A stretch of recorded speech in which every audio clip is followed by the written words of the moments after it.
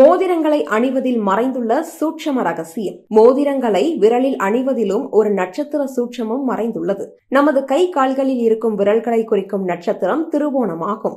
எப்படியெனில் திருவோணம் என்பது முழங்கோல் என்ற அளவையாகும். ஒரு முழம் என்பது 2 சான் ஆகும். இந்த சான் என்பது பெருவிரல் நுனிக்கும் சுண்டு விரல் நுனிக்கும் இடைப்பட்ட நீட்சியாகும். எனவே முழங்கோல் என்ற அளவீட்டு கருவி விரல்களால் தான் நிச்சயிக்கப்பட்டுள்ளது என்பது தெளிவாக புலனாகிவிட்டது. அதன் 108 என்ற எண்ணிக்கையை நாம் விரல் கொண்டு கோடுகளின் துணை கொண்டுதான் எண்ணிக்கை செய்கிறோம். அதனால் விரல்களை குறிக்கும் நட்சத்திரம் திருவோணமே. திருவோண நட்சத்திரத்தின் அதிதேவதை மகாவிஷ்ணு ஆவார்.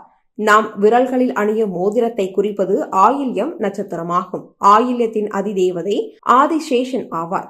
எங்கே திருமால் இருப்பாரோ அங்கேதான் ஆதிசேஷனும் இருப்பார். ஏனெனில் ஆதிசேஷன் என்ற நாகம்தான் திருமாலின் ஆதிசேஷன இந்த உலகை சுமந்தபடி கால சக்கரத்தில் வலம் வருகிறார். எனவே பூமிக்கும் அதில் வாழும் மக்களுக்கும் ஆதிசேஷனின் அருளும் மகாவிஷ்ணுவின் அருளும் மிகவும் முதன்மையாக விளங்குகிறது.